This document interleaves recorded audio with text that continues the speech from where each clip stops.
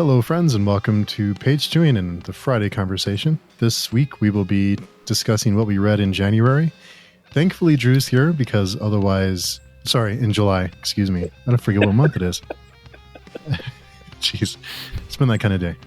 So anyway, I'm glad that Drew's here because otherwise the three of us would just be, I read that too. And, you know, so it's nice to have different, something different. But anyway, yeah, so I make no promises because things are going to go downhill even more because I currently have a Guinness float, ice cream float here. So it's going to go downhill from here. So if that was bad, it's going to get worse. So just warning for everyone. Thankfully, Varsha has the controls over there so she can close out the episode if I pass out. So we'll go around the room. Jared, will you start us off with an introduction? I have a glass of Cabernet, Rodney Strong, and my name is Jared. I run the Fantasy Thinker YouTube channel, and I'm on a bunch of page-chewing podcasts just like this one. And Drew. I have my water bottle, and I am Drew. I do not have a YouTube channel, and I'm just on the Page Chewing forum, and happy to be here. Nice. Glad you can make it. And Varsha. Hi, I'm Varsha, and I am drinking coffee so I can keep these two in check. I run the YouTube channel Reading by the Rainy Mountain, and I can also be found on the podcast Speculative Speculations and hanging out with these guys on various page-chewing podcast episodes, I guess. Yeah, it's safe to say yes. So yeah, so Drew, you want to start us off? What did you read in the month of July, not January? Tell us what you read and kind of what stuck out to you. What did you enjoy? What didn't you enjoy? Or how was your month? It was a really good reading month. Oops, sorry, my dog just heard our front door open and was freaking out. He was right next to me. Sorry about that. Read most of it, this book in June, in June, but then finished up the first little bit of July. Words of Radiance. I'm doing a Stormlight reread in preparation. I don't know what the fifth book is called, but whatever, that's coming out, I think November or December. And then after that, I reread the first two books of Memory, Sorrow, and Thorn, Dragonbone Chair and Stone of Farewell, because the last book and like the follow-up series for that is coming out also at like the very end of the year in December, I believe. So I'm trying to, those are my main two priorities right now, is rereading, getting caught up on those. But so, yeah. And then also when we went to Chicago this past Monday, we took the train in, and I always like to have a book with me, and I did not feel like lugging around my hard copy edition of Oathbringer. So instead, I brought that Bookshops and Bone Dust by Travis Baldree. It's like the prequel to Legends and Lattes. It's good. Yeah, it's just, low stakes, just, small town type of thing, but it was good. It was funny. It's weird going from such high stakes to low stakes. Oh yeah, no, for sure. It is interesting, but I enjoyed those quite a bit. I mean, Brandon Sanderson and Tad Williams have quite different writing styles, but I do appreciate them both Tad Williams is probably one of my absolute favorite authors, but Brandon Sanderson's imagination is wild to me. Just like, I don't know, like describing the plants and stuff like that. Like everything is just very, very unique. And I know some people aren't a huge fan of his, and I understand that, but I do like a Stormlight Archive quite a bit. Are you reading the series for the first time, or is it a read to prepare for the fifth book? I had read the first two books, Way of Kings and Words of Radiance, and then Rhythm of War. At that point in time, Rhythm of War wasn't out, and so I just put it on hold because my brain's a sieve. I forget everything. Like, unless I've reread something, like nothing's. I mean, a couple books later, if it's the first time I've read something, it's gone. I remember if I liked it or like not, that too. But so yeah, I'd read the first two, but everything else is new. So like I just got from the library, I picked up this week because it's supposed to be fit in, I think, around now Warbreaker, one of the Hmm. standalones, I think. Yeah, and then I read like one of the novellas, I think, Edge Dancer with Lift, who likes pancakes. Like everyone hates her, but I thought it was kind of funny. I appreciated it for what it was. I thought it was, oh yeah, funny. But yeah, no, I mean, it was a good reading month. Definitely the most books I've read in a month so far this year. This year's just been, life has been busy. So I've been very slow reading, been like 1 or 2 books a month usually. So this has been, yeah, more than normal this year. Do you find that you absorb, because life happens and you get to read less, but when you find that you read less for whatever reason, do you find that you absorb the book more, or do you find like you have a different take on it if you were reading a lot more for that month or that period of time? I think it does stick in my head a little bit more when I'm taking my time with it. But sometimes there's taking my time with it like intentionally, and then there's taking my time with it and I'm just reading it so slowly, like a couple pages here, a couple pages here, because like life is, and I'm also like so stressed out because life is that busy that I'm still, it's not really, I don't think, retaining it any better. So sometimes it depends on the situation or the what's currently going on. But yeah, no, I do notice a difference if I like intentionally read things slowly. I mean, one thing that comes to my mind is when we read the Dandelion Dynasty. I did that read along a couple years ago or whatever, and did those discussions. And especially talking about books after I read them, that helps significantly them stick in my mind. Well, thankfully, you know a lot of people who do that weekly, so there's no shortage. I've never read Ted Williams, but how would you describe his writing style to someone who hasn't read it yet? His style for like the series that you're reading now. I would say like the story itself in like especially Memory, Sorrow, and Thorn, because I have not read any of the follow-up series yet, but it is like basically I think Paramita is the one that described it to me, and I thought it was very well said, like the bridge kind of between Lord of the Rings and Game of Thrones.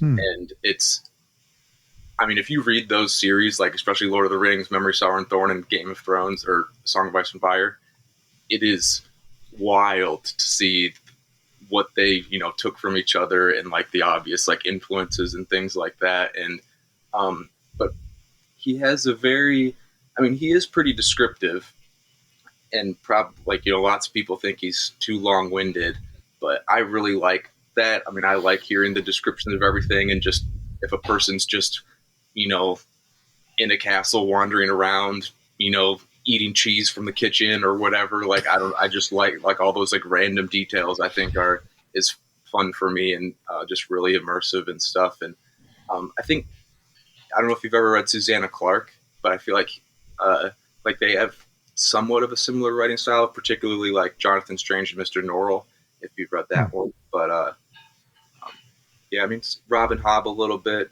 kind of similar, but yeah, he's on the descriptive, slower, long-winded kind of side.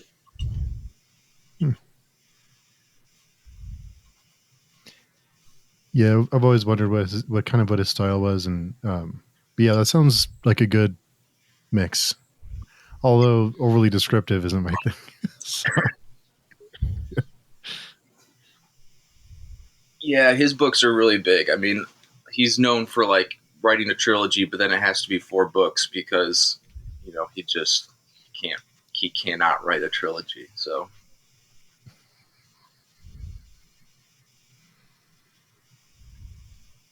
Have you read any Ted Williams, Jared or Varsha? No, actually, that's a big hole in my reading journey. Yeah. So these are the first 2 books of Memory, Sorrow, and Thorn, and this is supposedly the 3rd book that was too big that they had to split into 2 books. Yeah. And both of those look bigger than either of the first book. Yeah, no, I've seen them on the shelves, and they are huge, especially the hardcovers. They're like real door stoppers. Yeah, I haven't read any Ted Williams either. Yeah, I had the opportunity in the '90s when they were coming out, but for some reason I never made it through the alphabet to get to W. So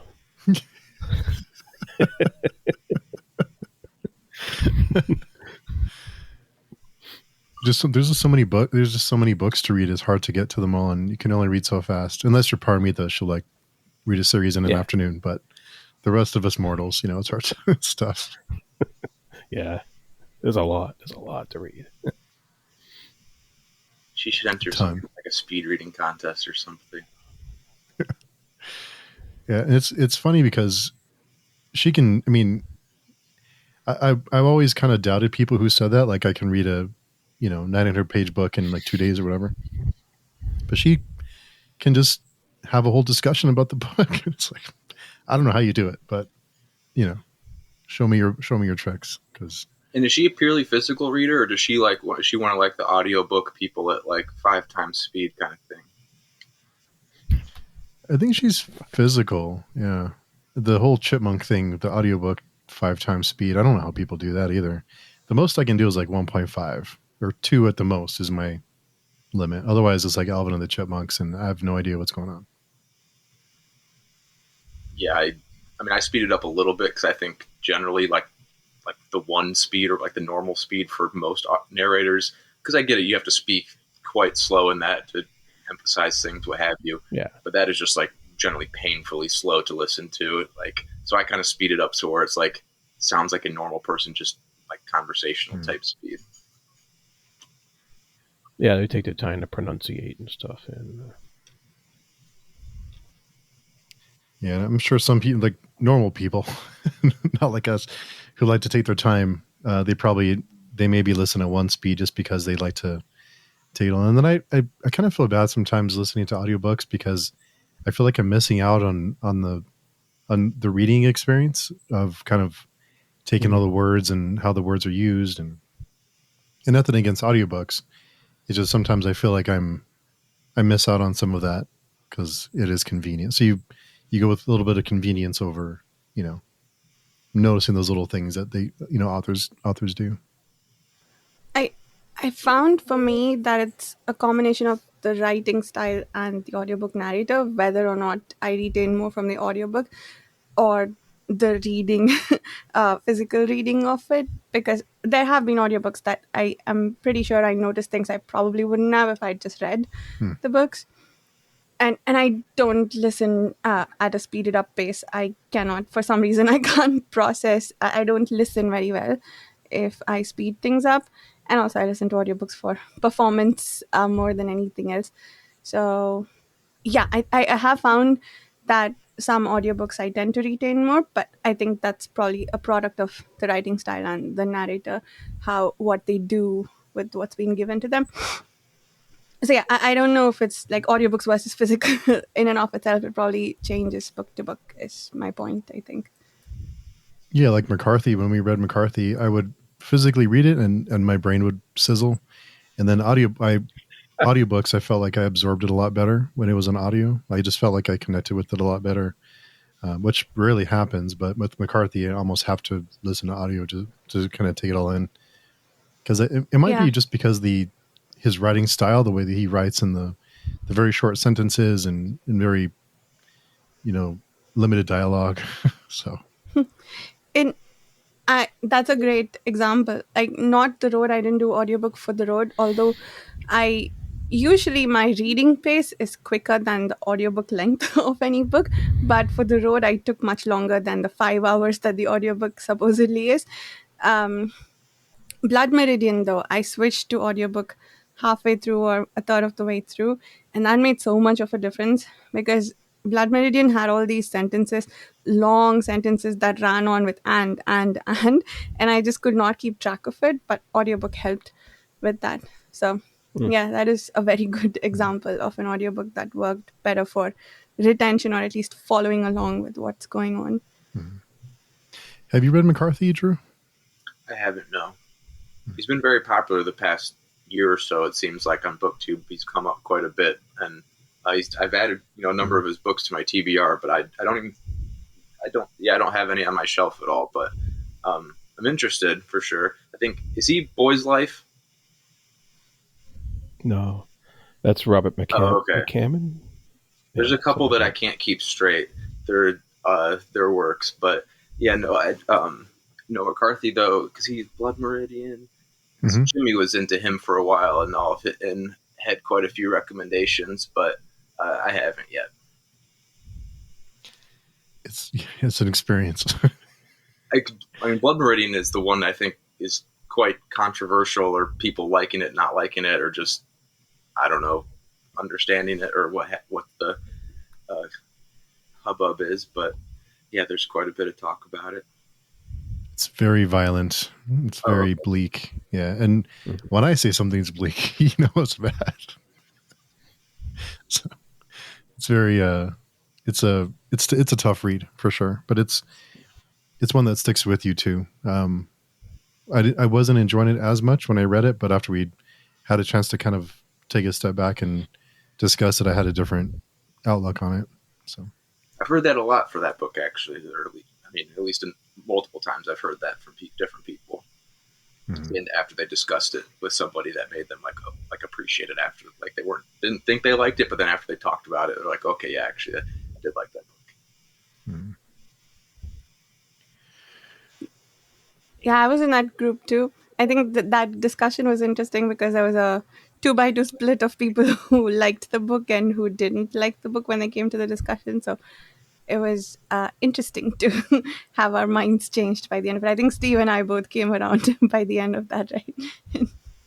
Yeah, I went into that discussion probably, if I had to give it a star rating, probably 2 to 3 stars, and I walked out thinking 3 to 4. So quite a bit. It was, yeah, it's just like violence and then violence and then violence and lots of more violence. And but yeah, it's an experience for sure. So I have a feeling the three of us will have very similar. Well, I know we have very similar books on our list. So So I have, I think, about 4 or 5 books that we didn't read together. So maybe I can talk about this and let you and Jared split the discussion of the books we did read together. 4 or 5. Wow. wow, Yeah. Yes. I listened to a lot of audiobooks this Mm. month, apparently. But yeah, so we don't all talk about the same books. Do you guys? Go for it. Oh, okay. go for it. So the end of June saw us at the end of Peril's Gate, and I needed to recover from that book, both because of how dense the writing is, right? Like, at least for me, it is. I love the writing, don't get me wrong, but it takes some time to, like, if I've spent the whole week just reading that, I need some time to cool off and read easier things. So I read 2 romance books in the beginning of July. Oh, I read one that I kind of liked and another that I did not like at all, but I finished both of them. I read Yours Truly by Abby Jimenez. I think I'm saying her name right. And Meet Me in the Margins by Melissa Ferguson. So, and why I picked these books also, and I think Frankenstein is in this category, but we'll talk about it in a sec. I think way back in March or something, when we read This Is How You Lose the Time War, that one is largely an exchange of letters between two people, and I really enjoyed that style. And both of these books are not an exchange of letters, but exchange of notes with each other. Yours truly, I liked a lot because it described the notes. It actually had what was in the notes. Meet Me in the Margins just described what the fact of the exchange of the notes. So I enjoyed it far less. And also, it had some other things that I didn't like very much. But anyway, those were good things to cool off with after Peril's Gate. Then I read Sea of Tranquility with a friend on the forum. I've been meaning to try Emily St. John Mandel for a long time. And she's one of the authors who I've heard enough about that I'm like, I'm probably going to read everything she has written. I meant to start with Station 11 or one of her earlier books, but it ended up being Sea of Tranquility because it's got a bit of a time travel thing in it. And the friend was rereading it, so I ended up reading with him, and I loved this book. It's a story with, it's a bit like Cloud Atlas, if you guys have read it. It's except it's 4 narratives instead of 6, and it does the same thing where it tells each story gets to a midpoint and then sort of goes back to those stories again. So it's sort of like a nice open up the story and then wrap it up one by one for each of the 4 threads that it has. And I loved each one individually, and I loved the connecting point across all of them too.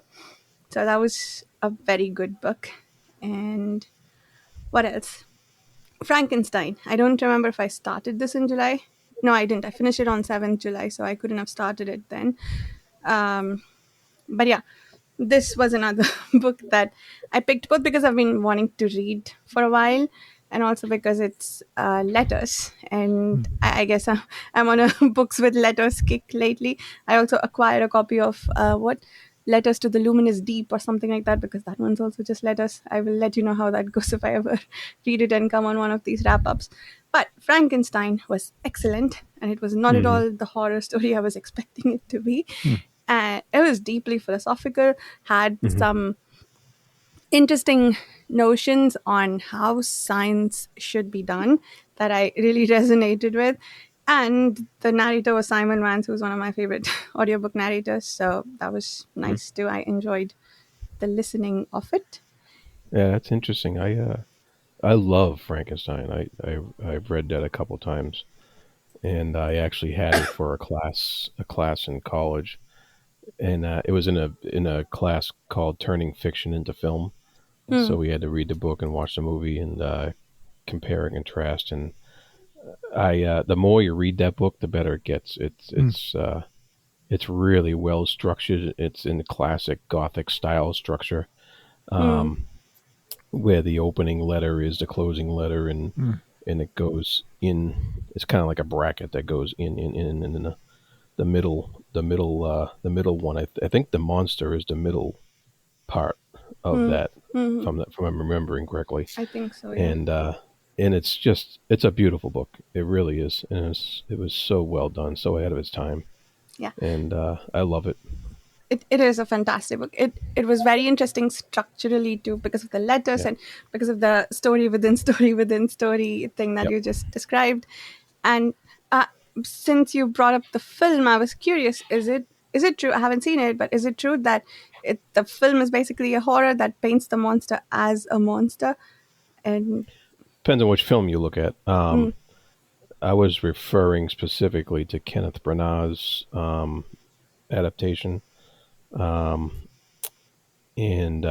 Mary Shelley's Frankenstein, as we called it. And so, no, Robert De Niro actually played the monster, and he stayed with the book somewhat, and then wildly veered off at the end. And I don't know why. He's usually pretty good at adaptations, and I don't know why he made that choice, but he decided to include the Bride of Frankenstein and make it a thing, and it wasn't.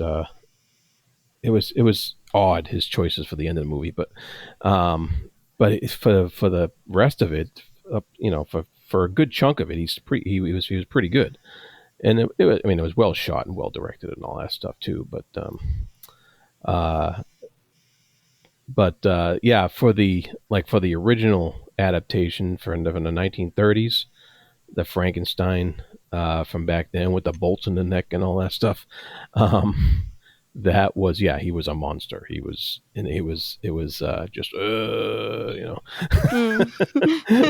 and I think that's the image I had in my head. The only thing that's the problem with people going to read the book after they've seen that old movie, is they have that image in their head, and it's nothing like the book at all. Yeah, I think I read an abridged version of it a long time ago too, and I couldn't really make sense of it. But from that too, I kind of got the impression that the monster is, well, only monstrous, and that's the entire thing about it. But it did remind me a lot of Child of God, uh, in terms of like the underlying theme with the monster and what neglect can do to someone. But I guess we'll talk about it if we talk about the book in detail at some point. I'd like to organize a discussion for that, but I haven't gotten around to it. For Frankenstein? I love that. Yeah, let's set it up. I'll start a thread on the forum. And The Darkest Road, I finished. This is the third book of the Funeral Tapestry by Guy Gabriel Kay. I loved this. I think I'm trying to work through Kay's works in publication order for whatever reason. And I started with the Funeral Tapestry. Because that's how my Because you're brain you, works. that's why. Yes. And oh my god, I loved this trilogy and I loved the conclusion of it. I thought it was brilliant. Kay's writing is really beautiful. I think I would highly recommend that you check it out. Most people don't like Funeral Tapestry, even people who like his works, they think that it's one of his lesser works. If this is the worst he's done, I am very eager to see how he gets better. I probably read Tigana next. At some point, I don't have a timeline for it, but Tigana's next in the publication order. So, and most of his books are narrated by Simon Mann, so that's a plus too.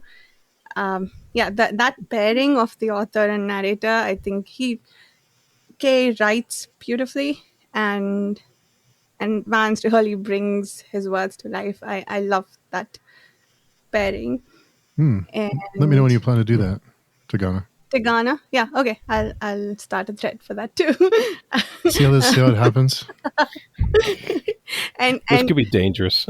and and please note that I am not the one doing the requesting here for. but I'm happy to take the credit for organizing it. What else? Oh yeah, and it has a really fantastic take on the Arthurian legend too that I thought was brilliantly done and very, very beautiful. Infinite.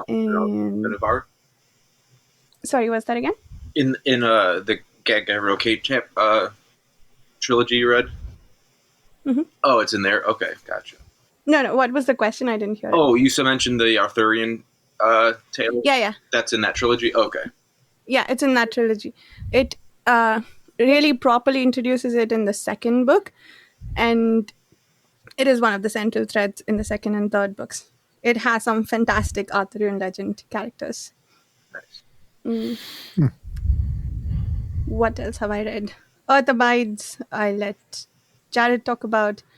Children of Ruin, I think I may have loved this best, so maybe I'll take a stab at it before either of you have a go at it. But this is the second book in the Children of Time series, and I loved it. I liked it as much as the first one, and I think I mentioned this during our last discussion in Speculative Speculations for Children of Ruin, but the parts that repeated, that had a similarity with the first book, I liked for the comforting aspect of it, like this is a familiar world, and the new things that it introduced, I thought were excellent ideas-wise.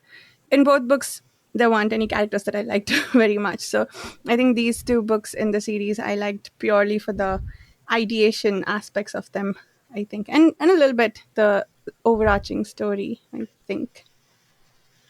And finally, Our Dark Duet. I didn't like it very much. It's the second book of The Monsters of Verity by V.E. Schwab. It was... So I read the first book, I think, last month, and this one was one of my audiobook listens. So I have audiobooks for different times of the day, one for when I'm cooking, one for when I'm working out, like depending on how much attention I'm able to pay at each part of the day. And this one was when I get free minutes at work between things, because I have the least bit of attention to pay that time. So I pick books that I don't expect to like very much, but I'm like, I was curious about that. Let me check it out. So this was one of those. And it was okay. Like, I didn't dislike it, but it wasn't my thing, I don't think. There was one thing that I kind of wanted to mini rant about. There is a character who plays the violin in this book, and he breaks it, right? So he gets a steel violin instead, and that just made me think of like claws scratching on a blackboard. um, I did not like the idea of a steel violin. So then I went and did some research to see if metal violins can be a thing, and also, yeah, okay, we won't get into that. That's too much of a rant. But I found a guy who made or had commissioned a titanium violin, and he had to wear little band-aids around his fingers because as he slid, like the metal had this weird connection in the I forget what that part of the violin is called. But anyway, as he slid up and down, the metal would cut into his fingers. So I have video proof that that was not a good idea. Anyway, that was my takeaway from that book. Steel violins, and I do not like them. Yes. And Nice. I guess I'll just really quickly say The Great Ordeal was fantastic, as was Earth Abides. But Steve and Jared will talk about those. That's it. That was my month. I also finished. It's not technically in July, but I read it through most of July. I read As I Lay Dying. I finished it a few minutes before we started recording. By William Faulkner. It was my first attempt at reading Faulkner, and I really liked it. I think enjoyed is the wrong word for it. I appreciated it. It was one of those books that I appreciated without maybe liking too much, and it reminded me of a lot of other things. But anyway, that was a good book too, and so it was a good reading month overall. Jeez. How do you get through so many books? I'm barely able to keep up with you guys. Like, I'm I had a lot of wiped. I'm audiobook tired. time. Just listening to. wow. I had a Wow. lot of audiobook time. I think The Darkest Road, Our Dark Duet, and Frankenstein were all audiobooks. The two romance books barely took any time. You just like breeze through them in a few hours. So, How many books do you have going at any given time, typically? So I have at least 3 different audiobooks. I have at least 3 reading groups that we read in chunks every week, right? So, and some of those are audiobooks, but mostly those I read with my eyes. So 6 plus a bedtime book and one that I might be reading with Josh on the forum. And yeah, about 10, I think.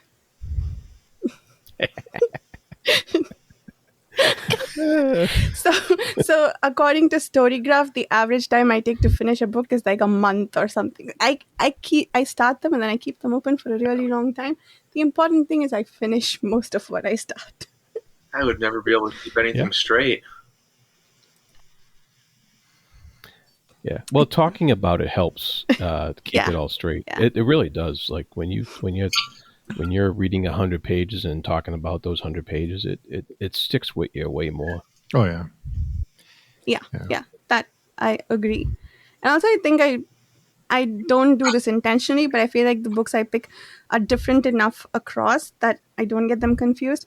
But when I do, it's nice because it's like this book made me think of this other book, and like Chris likes to say, the stories all bleed into each other, and they sort of make me see connections between the way a story is told for the same theme, or like explore how something is just similar but different with another part of something else.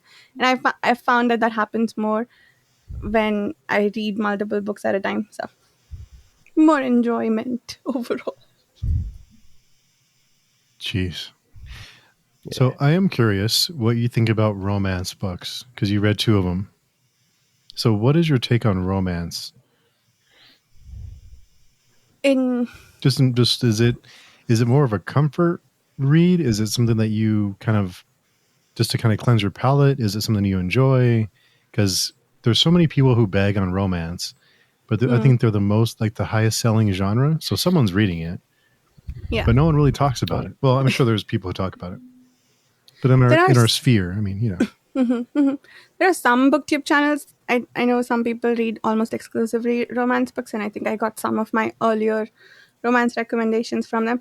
Yeah, I didn't used to read romance books until recently, and And out of like 10 that I read, there might be like 2 that I end up liking a lot, and maybe 2 or 3 that I didn't mind reading, and 3 that I want to throw across the room. But I think, yeah, what you said, palette cleansers, they almost always read really quickly. So they are good books for when I feel like, oh, I just want to devour something in one day, or when I've just been reading something heavy, I want something lightweight. They almost always have a happy ending. Sometimes they'll use characters' background trauma and harp on it to like develop the relationship, and those can be a hit or a miss depending on how said trauma is handled. But almost all the time they're guaranteed a happy ending. So like, at least lightweight in the sense of like, if you just need a break from other difficult things that you might be reading, that's when I pick them up. And yeah, I never do more than a few at a time. Like maybe in fact, 2 was rare for me. I might maybe do once every few months at most. But yeah, I think there are some authors that I particularly like, but mostly a lot of them make me angry. I feel like I feel like bad behavior is more acceptable in these books for some reason. Like there was one, and like, so here's what bothers me. Like, it's fine, people can behave poorly and whatnot, but there's no introspection after that. Nobody's saying that wasn't cool. It's almost justifying the bad behavior with reasoning for why they behaved poorly, and I don't like that. I don't like that. So a lot of these books, if they don't explore that, I dislike them. So most of them end up disappointing me, but they're good palate cleansers. That's the summary, I think, of that meandering. I think a lot of those things are used in romance just because they're used in romance. Like they're meant to kind of push the plot along, or there's a certain formula that's used for romance for a lot of them. Mm-hmm. Yeah. So yeah. I think those things are used just to kind of, the third act breakup, and there's certain things that kind of certain benchmarks, and nothing against romance readers. I mean, if you enjoy it, then, that's great.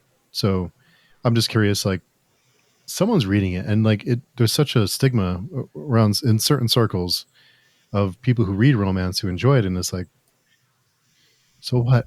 Let them enjoy it. But there are weird decisions that are made in romance that not a lot of people talk about, and they would in other genres. So it's curious. Yeah.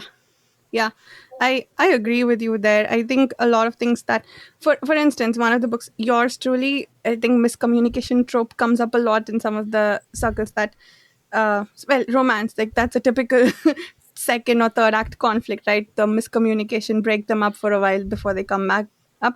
The miscommunication went on for a really long time. So if I rated it based on that, I'd probably do like say that I disliked it quite a bit. But some things you just expect romance books to do, and you almost forgive them for it. But yeah, I think there's also some things that are exclusive to romance that they do really well. I found, for instance, that they focus a lot on facial expressions, describing describing and interpreting facial expressions, which I don't think I see a lot of in other books. But they go, oh, he raised an eyebrow and she smiled and whatever. Like there are all these like nitty gritty facial expression descriptions that I feel like if you ever wanted to learn how to do that well, pick a good romance book. That's funny. And I didn't realize romance sold as much as it did. But you had an interview recently, Steve. Now I'm forgetting who it was with, but he talked about some numbers. I think there was like publishing numbers, and like especially, and I think he mentioned at one point like some romance that genre, and how like the numbers, how big those are, and it blew my mind. I just couldn't believe that. I just kind of thought they were, I don't know. Obviously, they sold well enough to keep, to be still on the bookshelves and whatnot. But I didn't realize that they're like the best-selling genre. Or I think is what he said. Oh yeah, it blew my mind. All those numbers. Michael Castleman. I wasn't. He started from the very beginning of publishing, from like how books were first published and transcripted, and what a manuscript is, and I mean, it blew my mind. But all the numbers, how many books are published every month? Is it 4 4 million a year or 8 million a year. I forget now.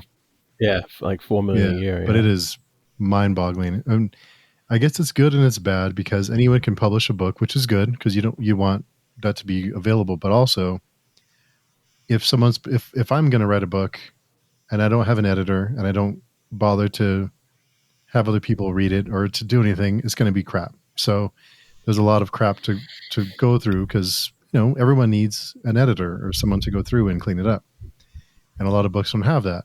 So there's a lot of stuff out there, and it's good and it's bad. Yeah. Yep. Current #1 book in the country. Danielle Steele's Second Shot. Oh, she's back on the #1 list again. She's back on the #1. I'm in chapter 4 right now, my supermarket read. And I gotta tell you, it's riveting. Andy had the perfect life. He's got the perfect job. He had a date with his boss, not a date, but a meeting with his boss, a lunch meeting. And then in chapter 2, he suddenly finds out he's fired. Don't know why, because I don't read the whole thing. I just read the first paragraph and the last paragraph in the chapter while I'm in the supermarket. But it's fascinating, though. Okay, so explain your process. Explain what the supermarket, because I thought you were actually buying the books and reading them. No. Okay, I hope no one from your Every day, local grocery store finds this out because they'll kick you out. They don't care.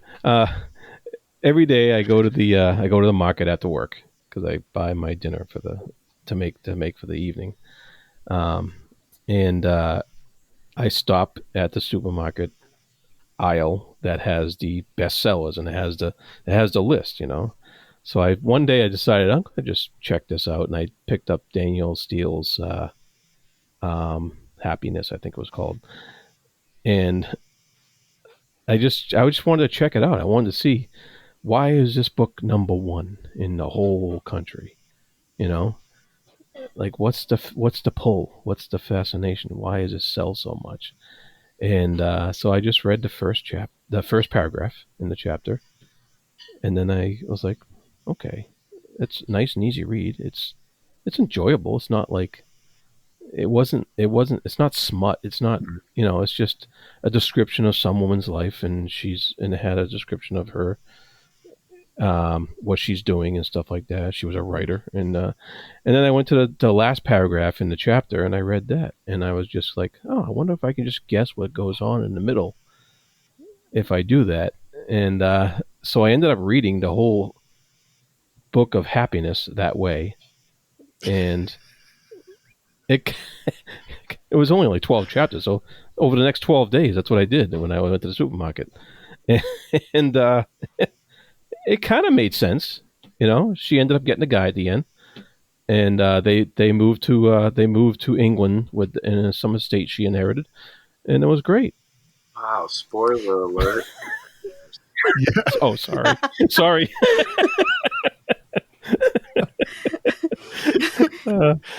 And so I kept doing that because I was like, it was kind of fun. And then like a couple weeks ago, a Jack Reacher novel made #1 in the country, and that was a little more difficult because the chapters were only like 3-4 pages at the most, and it was like 50 chapters in the book.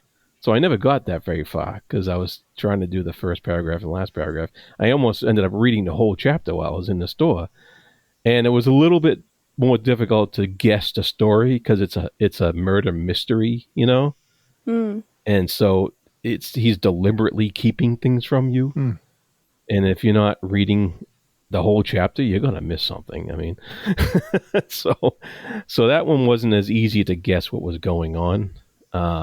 Although, honestly, the writing wasn't as good as Danielle Steele, the prose. So, Jared, do you break the spines? I choose the fifth on that one. No. You can't break the spines. I wonder how many ghostwriters Danielle Steele has, because I think it's probably a team of ghostwriters that write these books and just slap her name on it, right? I don't know. I was wondering about that because there's so many. Like, there's so many. I just found out. and it's yeah, and it's one out every month or 2 months or whatever. And it's crazy. Oh, wow. It's crazy. Like Happiness was number one 2 months ago, and now Second Shot is number one in the country now, and they just came out. It's not like these are old listed stuff. They're brand new in paperback. Interesting. So yeah, I wonder about that too, Steve. Are there ghostwriters? How many are there? If there are any, there's no way she puts out a book every 2 months or whatever. Or maybe she does. I don't know. Sorry, in all your experience of Daniel Steele books, reading the first and last paragraphs of every chapter, how repetitive do you find it to be? I wonder if she doesn't have ghostwriters, is she just like repeating a formula? And is that like sort of just you have a template and then you're just like filling it out, and that only takes a couple of months? I don't know. It's only been 2 books, so Hmm. we'll talk again next year and I'll see how many more I get through. So I did do an extensive amount of research in the last 30 seconds. And I did find on her website, Danielle Steele is adamant that she writes her own books and is offended that anyone would suggest that she has ghostwriters. Oh, well, there you So, go. I actually kind of believe her because it's all the same formula. And that's not to disparage her or romance. It's just there's a formula you have, just like with lots of genres. And if she's good at it and she's written so many books, I kind of believe her. I think that's possible if she pumps them out. I mean, they're how many words are they, you think? They're very short. They're only in the mass market paperback. They're under 300 pages. So it's they're not very long. Maybe she just cranks them. Cranks it out. Does that diminish a book for any of you guys? If you say you found out your favorite book was actually not written by the author, and you found out later on that it was written by ghostwriters, would that impact your thoughts on the book? It would impact my thoughts on the author if they claimed it was his or hers. It all depends on if the book itself was really good. That would be like, oh, well, who's the ghostwriter and what else have they written other than find more of their works? Yeah. Yeah. I think that would be shady if it was done if it was done to fool people, whatever. But I don't know. I was just curious. Yes, it would if I knew that there was a ghostwriter, it wouldn't bother me. But I think part of why you love a book and why you enjoy an author's style, or the certain things that they write, is because you do enjoy what they create. And if you found out that there's ghostwriters doing it, then I guess you'd have to be really careful to maintain a certain tone or style. Otherwise, I'd be nervous to have a ghostwriter. But I guess it's very common from what I hear. There's people that are slapped with NDAs that can't talk about it, and I've talked to a few of them. They can't talk about how many books they ghostwrite, but there's lots of ghostwriters out there who write a lot of books. That popular psychologist, I don't know if he's an actual psychologist or what, but he writes some self-help books. Jordan Peterson, I heard earlier this week that he has ghostwriters. Like, he writes like a rough outline and ghostwriters write the entire thing, fill in the gaps. I was like, and he's like New York Best Times, like super popular author. I mean, I haven't read anything by him, but I was just like, really? This dude's probably a millionaire. Oh yeah. Interesting. Huh. I bet a lot of the self-help books, like that kind of self-improvement stuff, I would, it doesn't really surprise me, because I think you would have a certain, like you said, like an outline, and then someone would fill in the gaps and just kind of translate it into something consumable, I guess. Like clean your room. I guess that's okay. But, Yeah. I mean, usually, like when you see those biographies by like famous people, like sports stars or whatever, they have their name on the cover, but there's always another name that was written with this person. That person did the majority of the actual writing, um, but at least their name's there on the cover. Speaking of written with, sorry for the random tangent, but did you guys know that China Mieville and Keanu Reeves wrote a book together that came Yeah. out this month? I had heard that. Yeah, why? just doing side It was quests. Keanu Reeves. yeah. Keanu Reeves apparently loves China Mieville's writing, and he has that comic book, Berserker, spelt poorly, and he asked him to write something in that universe, and I guess he agreed. Interesting. I've been meaning to check it out, but I think the reviews haven't been great so far. But regardless, I want to read it. I was curious if what everybody else thought about that. Whoa.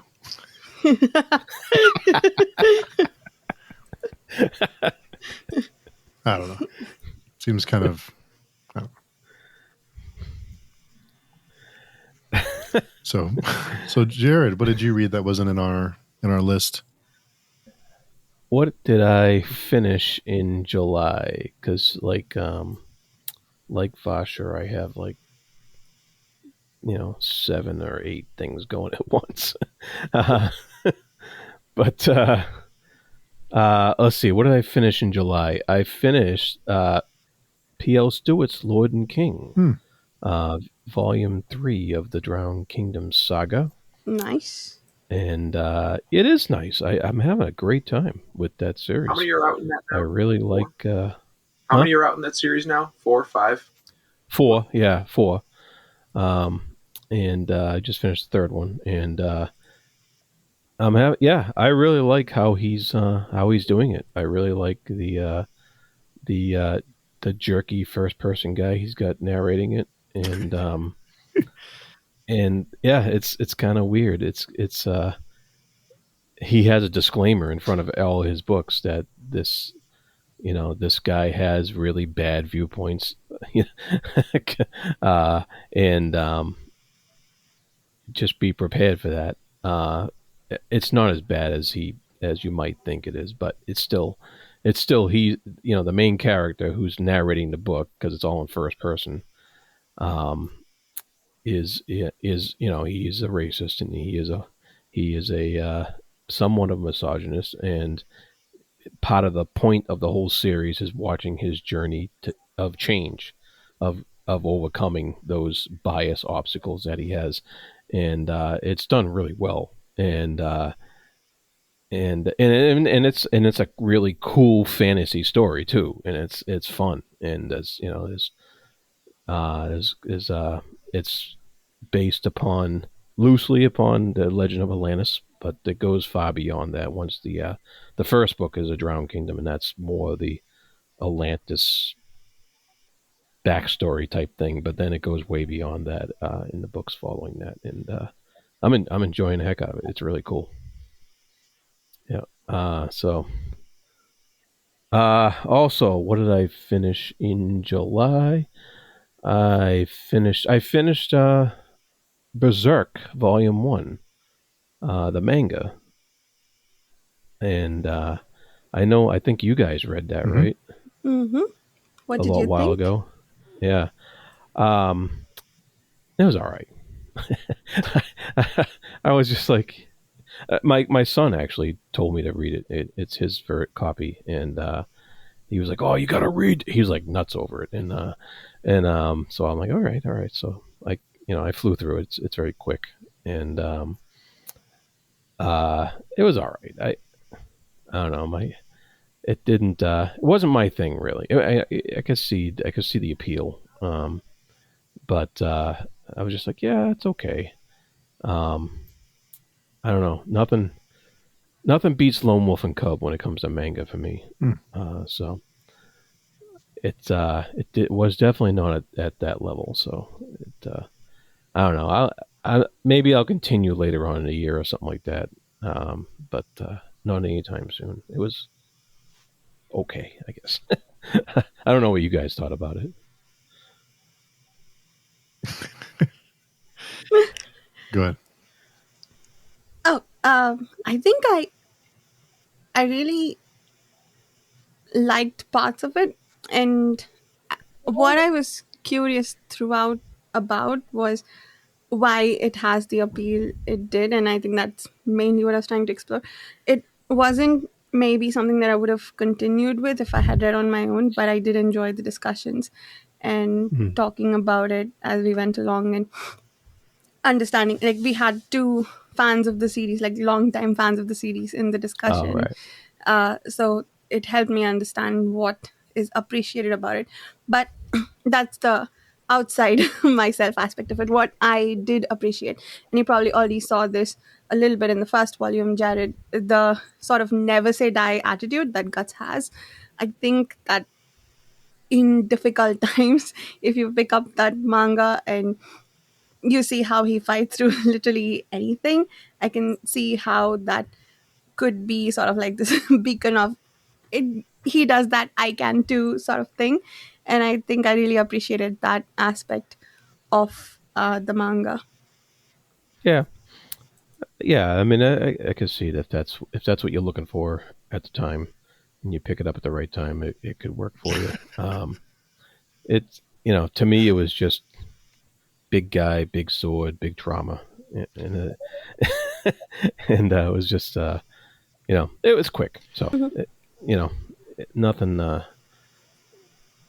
Not a. It was. I wouldn't say it was a waste of time at all. It's entertaining for what it is, and it was okay. Does your son have the other volumes? He's read 2 and 3, so he's psyched to get more. He loves it. If you ever want to dive in, I would say go to through the Golden Age arc. I think it's through the fourth volume, maybe. So if you it does explain a lot about Guts and his past.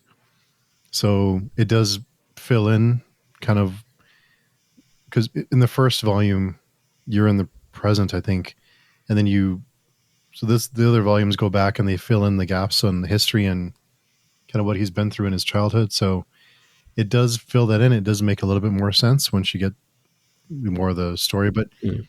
overall, I think this series is pretty uneven. I think there's lots of highs, but then there's lots of lows, and so it's I would say it's uneven is the best way I can. It was a good read, but I don't get the rabid fan base that it has. I think Mm. it's a solid series, but I don't understand the the really wide appeal, I guess. So Yeah, That's fair. fair. Yeah. Uh, yeah. And let's see, what else did I finish here in July? I read The Wandering Star by Jenny Wirtz, Hmm. the short story, and fantastic. It's a great short story. It's actually science fictiony. Something we might want to think about for speculative speculations. Uh, so, Oh, that's a good idea. Will it spoil anything in what we've read so far? not what we've no, not for what we've read. No, it's definitely the right time to read it. Oh, So sorry, I meant like if we discuss it as like if it is to serve as an introduction to the series for people who will it haven't read anything. spoil something introduction to the series? Um, it would only spoil the series if we talk about it in relation to the series. If Okay. we talk about it as a story on its own, then it wouldn't spoil anything. But there's certain little things in the story that we're gonna go, oh, okay, you know, this Hmm. relates to that. This relates to that. but you can actually read it as a story on its own and just have it be a little sci-fi story. That's pretty cool. And and it was cool to read a short story that she wrote, with her with her awesome prose and just her use of language, which is incredible. And it was a really awesome, cool female lead character that I really liked. She was really a great character, and so I enjoyed the heck out of it. It was actually because you had Vasha. You mentioned earlier about finishing Peril's Gate and needing a breather. Mm-hmm. And I usually take we read romance books. I usually take that breather with like comics or quick stuff like that. And then once I did read a few comics. I always read comics, but then I went right into the Wandering Star, and I was like, oh wow, this is great because it's familiar, but yet it's new, and it was cool. It was really cool.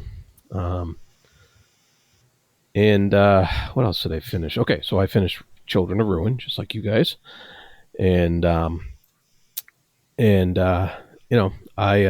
liked it. I think I liked it probably less than Vasha, but more than Steve. That's fair. But I like the octopus. I liked it. It was cool. It was good. It was like I don't know. I think we kind of beat it to death on our podcast, but it was if this book was first, it might have been the one everybody was talking about, and then everybody would have been a little down on Children of Time if that was second. It's kind of it's I don't know. It's yeah, Steve's going to disagree, but it was. I think you have I think you make a compelling argument. I think you're probably right. I think if you did read Children of Ruin first, then you went back and read Children of Time, then I think he would. Yeah, because if he, I mean, I kind of wish he would have delved in. Like, if he would have written Children of Ruin first and just focused on the Octopus Society, that would have been the way he focused on the Spider Society in Children of Time. Then Children of Ruin would have been the first book, and then he could have added the spiders in the second book the same way he did with the octopus. They go together like that. I'm very interested in the third book, because where does he go? Like, how does he put all this together? Like, is Children of Memory going to be a good capstone to make sense of what he did with Children of Ruin?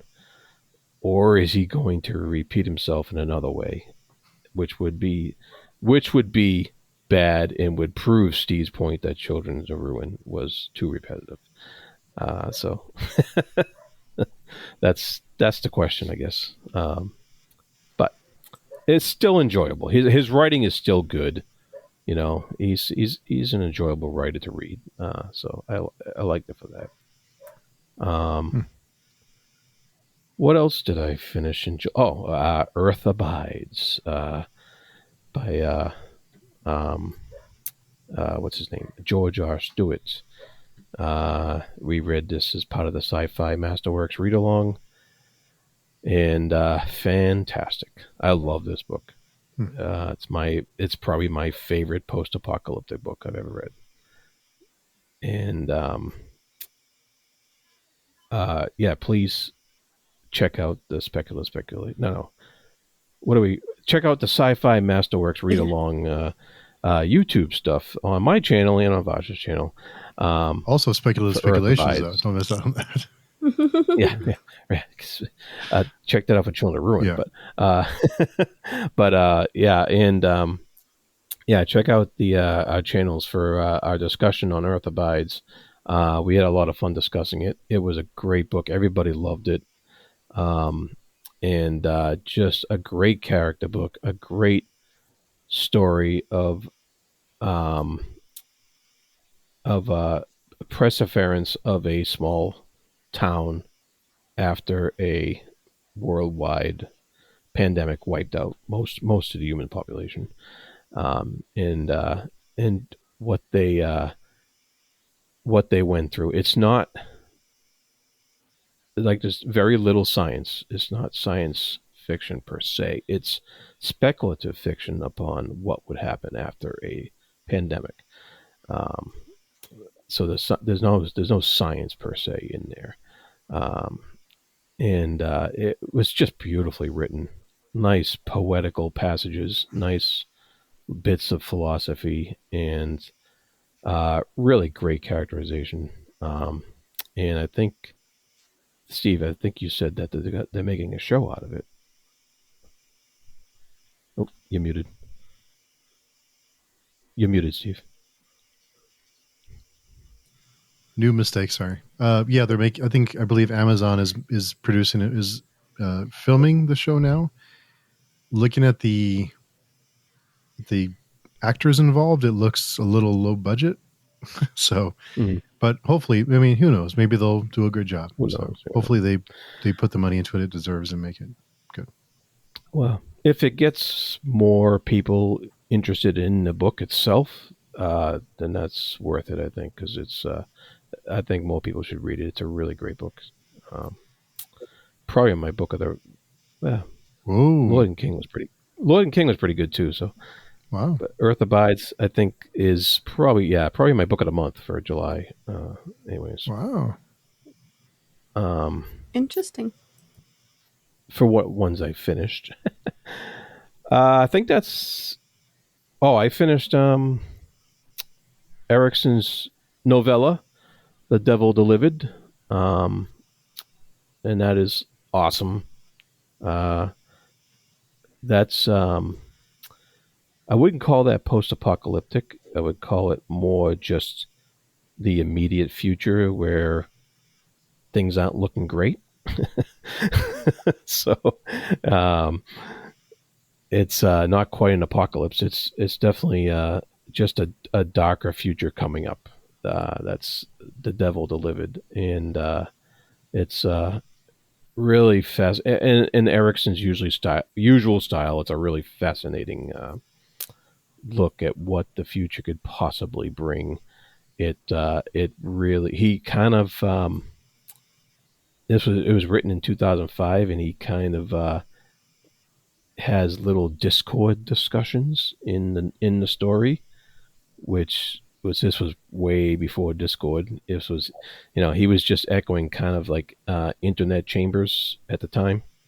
But if you read them, and I read Discord, like how people have conversations on Discord, it kind of reads the same, and I'm just like, oh. But then yeah, and it was just cool. There was a lot of environmental theme going on, about how the humans have made the planet crap, and so it was very real, very well done. I loved it a lot. And I'll be talking to Vasha about that soon. And I'll be reading it the day before the discussion, as usual. Yeah.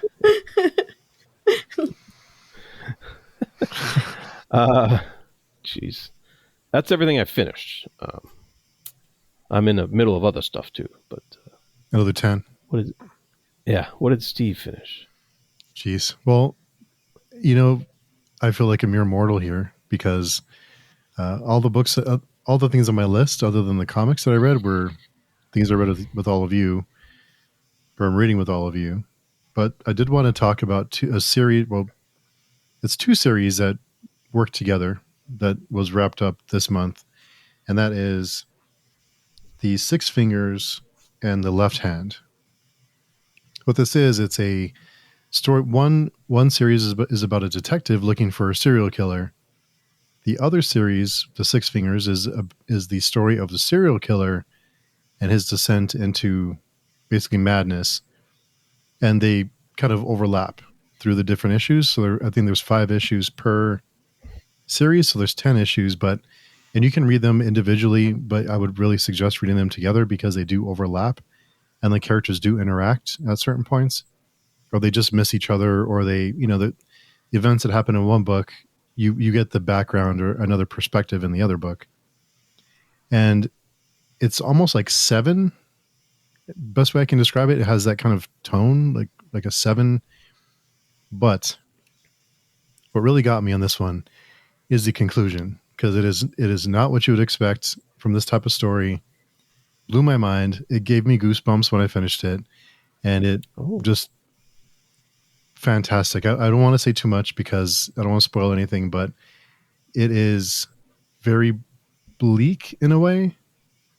And I think some people would say that it's, I don't know, what do they always say grimdark is? They always complain about grimdark being too, not narcissistic. I forget. Too dark. Nihilistic. I think some people would say that it's nihilistic in a way, but I loved it. I think it's fantastic. Anyone looking for, kind of a gateway drug into comics and graphic novels, look for this series. I'm sure they'll have it out on trade paperback. You can buy the entire run on both, but just really, really great. I think Ram V wrote both of them, and the last issues in both just blew my mind. It's fantastic. I can't say enough about it. But what was it called? The structure sounds really good. Sorry? The structure sounds really interesting. Yeah, it's very different the way that it runs together. But yeah, it's the 6 fingers and the left hand. Yeah, and they're both wrapped up this month, so that's complete. And you can probably find the books digitally on, I don't know if you can buy it on the Image website, but they're published by Image Comics. And yeah, highly recommended. That's all I read. That wasn't, well, I read lots of comics with Mike on the Comics and Manga podcast, of course, but I wanted to mention those specifically because that series did wrap up. But we did read Swamp Thing, Volume 1 and 2. Oh, yeah. Or I think Volume 2 at least. And that was very 80s, but I mean that in a good way. It does scream 80s in it. I don't know why. I just felt like I was in the 80s again reading that book. But Alan Moore, seeing his progression from his first writing gig into what he became or what he does. And I'll always be an Alan Moore fan because I asked him for an interview and he actually responded. He was very polite. So he declined, but he responded. So I'm a lifetime fan now for sure. But yeah, just Children of Ruin. I think I probably enjoyed it least of the group. I think safe to say. I thought it was a little bit too similar to the first book. I don't want to give too many details, but a little too close to the first one. It was fine. I mean, but I also keep in mind that this is the second book in a trilogy, and the third book may just wrap everything up with a nice bow on top. So my mind is open to whatever he does with it. I have faith that he'll do something with the third book. The other thing was we also finished The Great Ordeal. There's so much in this book, in this series, that I completely missed on the first read. I also missed it on the second read, but because of our discussions, this is a book you have to read with other people. I'm convinced, because if you read it by yourself, there's so much in this series. And I don't think there's any way that someone can pick up everything on a first read. There's just too much. There's too much stuff in it. So I'm really enjoying the discussions. The first read we did with Daniel and Katarina. There's a ton that I missed in that one, and then the ton more that I missed this time. We have a great group, and I'm really fortunate to have so many wonderful people to talk about books with. What series is that? Sorry. The Second Apocalypse. We're reading the second half of it now, The Great Ordeal, and we're in the Unholy Consult, and we're reading that now. And I was listening to that earlier, and boy, is that it's something. It's something. My stomach actually turned for the first couple of chapters of the Unholy Consult. It is very, very dark. Yeah. What else did we finish this month? I feel like there was more that we finished, but I can't think of anything. We talked about the speculative speculations book. We talked about the second apocalypse. Peril's Yeah. Gate, Oh, you're yeah. still working on that? I'm working on that one. Yeah. Mm-hmm. Yeah, you're working on it. We finished a bunch of short stories. Yeah.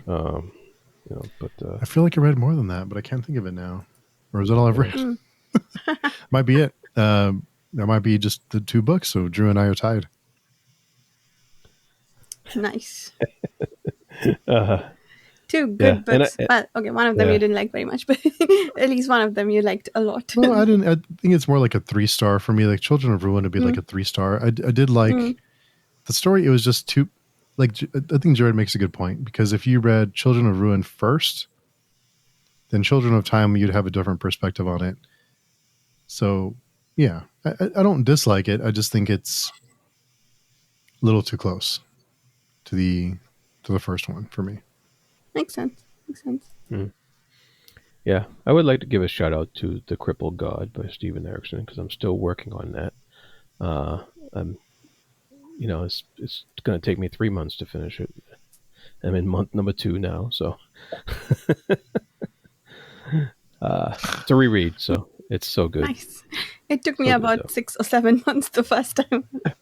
Oh, the first time I read it, it took me 6 months, yeah, because Nice. I was reading them slow the first time I read them, and I'm a little quicker this time because I'm familiar with it at least.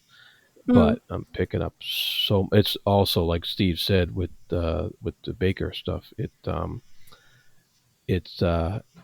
demands a second read if you're going to get everything.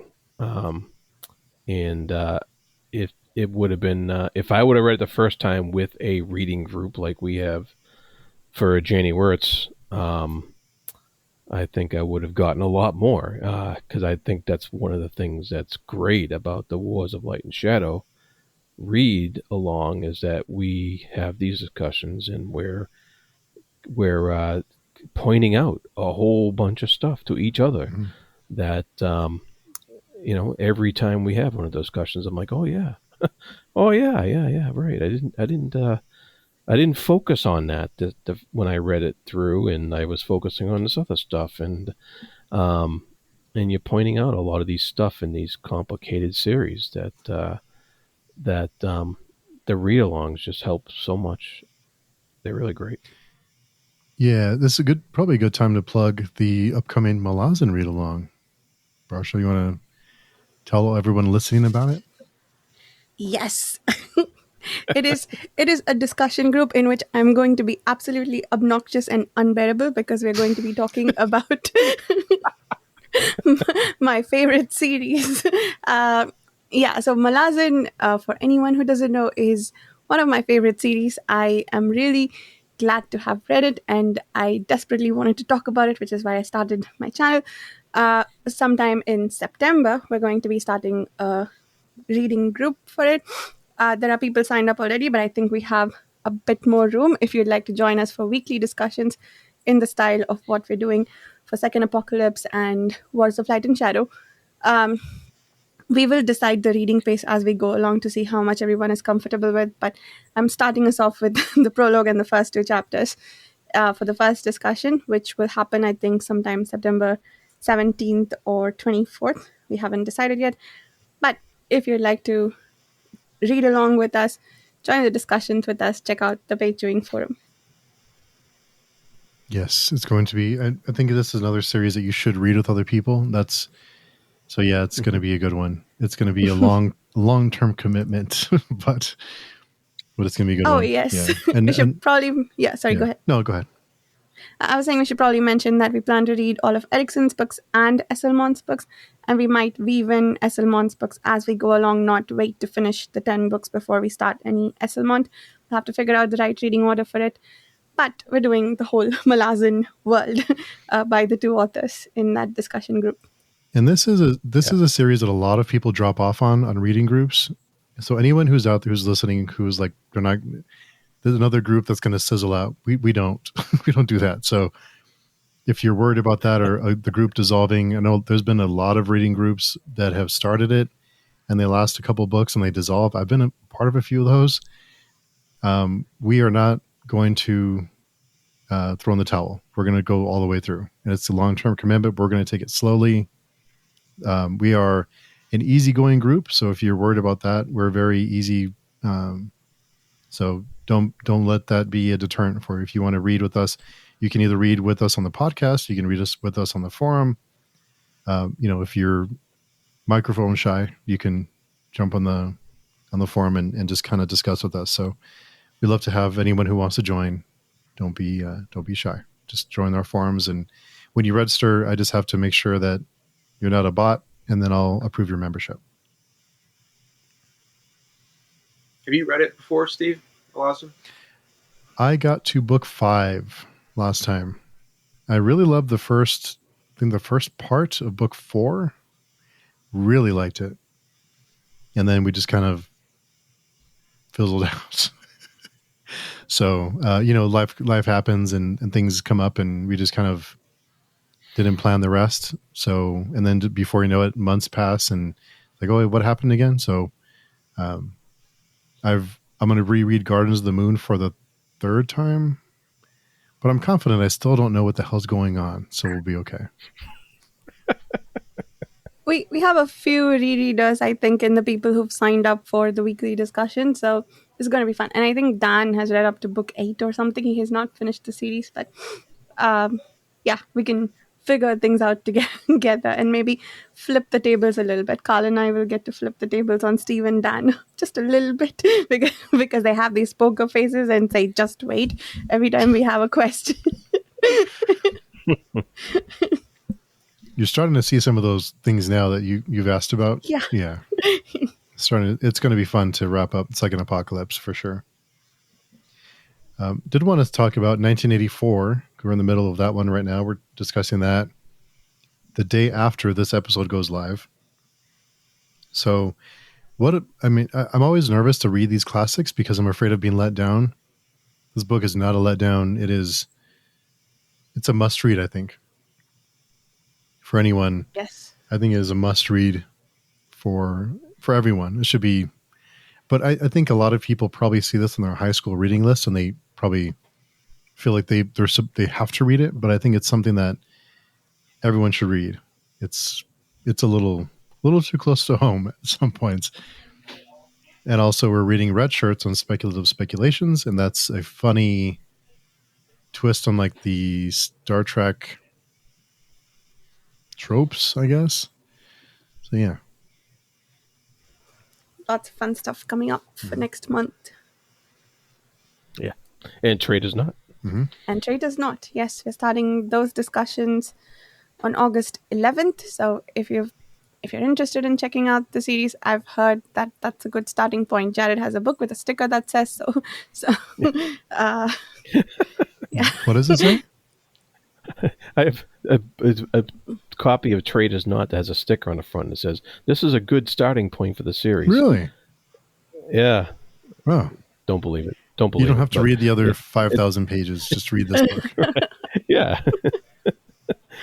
But yes, if you've caught up to Peril's Gate or would like to try and catch up in the next 2 weeks, we're starting Trade is Not on August 11th. Yeah. Nice. Yeah, it was. Yeah. I don't know how you guys read so. This blows my mind. I'm barely able to catch up with all of you. So. You're doing okay, Steve. You're doing okay. I have been working out regularly. I always read more when I do that because I listen to audiobooks, and cooking regularly. Also, good audiobook time. When that stops, that's when my reading drops to barely keeping up with our reading groups, which I still do because most of them I can't do audiobooks for, like Trade is Not, for instance. And Red Shirts I've been doing audiobook. What else? Second Apocalypse also I can't do audiobook. I only do that when I'm desperate and I have absolutely no time to finish reading. Yeah, I can't I haven't tried the audiobook yet. I'm still scared to do that. Because I like even watching movies, I had the subtitles on. I read the movie as I'm watching it. So I don't know. I do that too, but there's just something about having, this is really strange as I say it, but about having your attention focused on the thing that you're doing, like cooking or working out, that I end up paying a lot of attention to the book, because I think the other stuff I'm doing is so mechanical that all my capacity is just there. And I do freely rewind and I listen at 1x speed. So, yeah. If you want, maybe start with a book that you don't care about too much, like if you don't listen to it, but with a good narrator, and or a comedy, I think, with a good comedy timing, maybe some Hitchhiker's Guide. The first book is by Stephen Fry. You might want to try that maybe, because reread. Rereads are also good Yeah. starting I've point read for Hitchhikers, so yeah, that might be a good audiobooks. one. Yeah. Listening to audiobooks is a skill. I mean, I'm when I first started, I couldn't pay attention to them. I mean, my mind would start drifting so quick, and it took quite a bit for me to like really start to one, enjoy it, but then also like be able to like retain the book and follow along. And I think partially what you mentioned, like doing a reread, is what really like helped me. I think it might have just been Harry Potter or something like that, but listen to that series and something I was already super familiar with, and got me to really appreciate that art a lot more. Yeah, me too. I first started with a reread of Pride and Prejudice. I think that might have been one of my first fiction audiobooks. I did do some non-fiction audiobooks for starting with. I don't know why. Uh, but then I read Trevor Noah, which is non-fiction, Born a Crime. It's non-fiction, but it was sort of like story in some sense. That's when I realized I can also do fiction with audiobooks. And I still started with a reread. I think Pride and Prejudice. Rosamund Pike, excellent narrator. Interesting. I don't know what she did She's done a few narrating. Jane Austen. She just did a couple. Like she did Pride and Prejudice, and she did another Jane Austen book. Which one? Sense and Sensibility, I think, was her too. And she's doing the Wheel of Time books now. Really? Yeah, she did the first two at least. I think she's doing one as each season comes out. I wonder if she's done more than the second book. That's a lot But anyway, of work. yeah, she's doing the Wheel of Time books. Sorry, Drew? Well, I was just saying that's a lot of work for her. Those are big books. Yeah. To do that narrative. Yeah. They really are. Being a narrator is no joke. It's wow. Yeah, it's not easy. It's a skill for sure. Yeah. I'm so excited for a lot of work. Alan's narration of Philip's book, the Dan series. I can't wait to see what all of his voices and whatnot and hear that. It would be fantastic. I know Jenny had reached out to him about doing narrating on her series. I'm not sure who ended up doing at it. That point, he was just didn't have any experience, and was just that's kind of daunting to do that large of a series when you are starting from scratch. Like, even if that's what you want to do, like that's pretty. Because I think she's trying to also get her audiobooks like out, quite sooner rather than later. Because I think she realizes that's at least because one of my conversations with her back before my hiatus from the forum, I believe she mentioned that to me, that she realizes that that's a huge market now. It's like the audiobooks and stuff like that. So that was one of her things she was trying to focus on and stuff. So, which makes sense. I mean, there's quite a few people I hear that they won't or are hesitant to read a book, or books fall down their TBR if they don't have an audiobook. Because so many people, if they don't like immersion read, they like switch from the physical book to the audiobook depending on if they're sitting down or cooking or whatever kind of thing. So there's quite a few people that won't pick up a book if there's not an audiobook nowadays. Yeah, I know a lot of vision impaired people who can't read depend on audio to absorb it. So, and a lot of people just like to plug it in their ears and do other stuff. So, writing is already a tough gig. I don't so much to deal with. Respect to the authors out there. Yeah, mad respect. Yep. I'd be nervous as hell to have a narrator, because there's a book that I tried to listen to audio on, and I just did not like the narrator, and it impacted my enjoyment of the book. It's just really scary. because you might just pick a narrator and then the narrator presents your book in a way that people don't enjoy, and then someone who may have just read the book and liked it for whatever reason don't like the narrator. It's like another layer of having to get through. So another barrier. Right.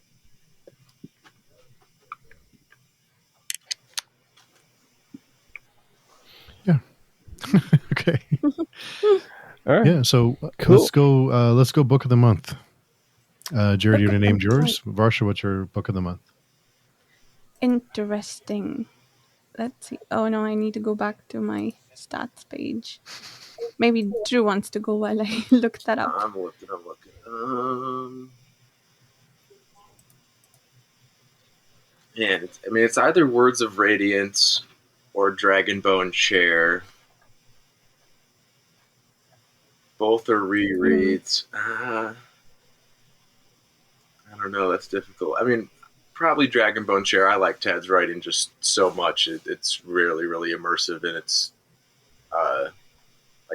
first books. I don't know if you guys watch Carlos and Yolanda from StoryTube at all, but Carlos had a video just the other day, like yesterday or earlier this week, about like his top 10 book ones, and he mentioned that like often book ones, like the setting of the scene, and like, you know, you're often in like a tavern or a castle, just kind of getting to know characters or something like that, especially in like epic fantasy, and they're just like, you know, comforting for him and cozy. And I feel very similar.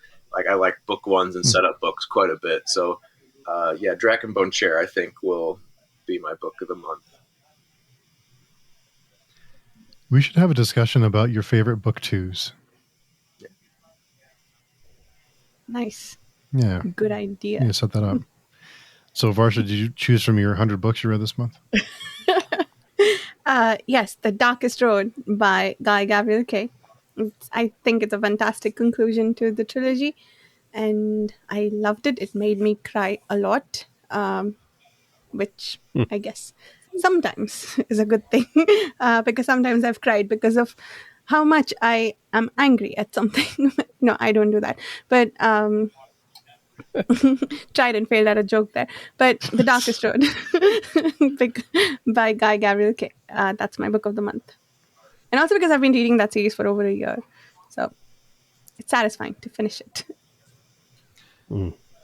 From my two books, I guess I'd have to go with The Great Ordeal, even though it's a reread, just because there's just so much in those books. So much I miss a second time, and yeah. I want to do a discussion with just all of the things that you picked up during your second read. That like So much. I want to do a second read vicariously through you. Yeah, we should do that. We should discuss that. We'll have to add that to the list of things we'll do when we wrap up. I think we're going to do the appendix, the appendices, and the short stories. I think. Yes. So, Fantasies, short stories, geek out about the whole series. Talk about the things that Carl and I got spoiled on intentionally or unintentionally. yeah. That's a whole nother episode. But yeah, so thanks everyone for hearing what we read this month. Thanks for coming along. And so we'll wrap up with Jared. Where can people find you? You can find me at the Fantasy Thinker YouTube channel. You can find me on the podcast Speculative Speculations, and you can find me on a whole bunch of other awesome podcasts on pagechewing.com. Nice. And Drew, where can people find you? The forum. If you want to be found. That's pretty much it. I do not have a channel, I have an Instagram, but it's not geared towards books or anything like that. But yeah, so the Page Chewing forum, that's where I'm at. Yes. And Varsha, where can people find you? On my YouTube channel, Reading by the Rainy Mountain, on the podcast Speculative Speculations, and on Steve's podcast sometimes. Yeah, whenever we can catch you. You're a busy person. Yeah, you can find me on Speculative Speculations on... Just come to pagechewing.com and you'll find all the stuff there. It's easier than to name it all off. Come by and join our forum if you'd like to chat with us and join fun discussions like this, and tell us about what you've been reading. There's also a link in the description to send us a message. So you can send us a message and tell us how wrong we are. about whatever it is we're talking about. So cool. I hope everyone had a great July, not January, and we'll see everyone very soon.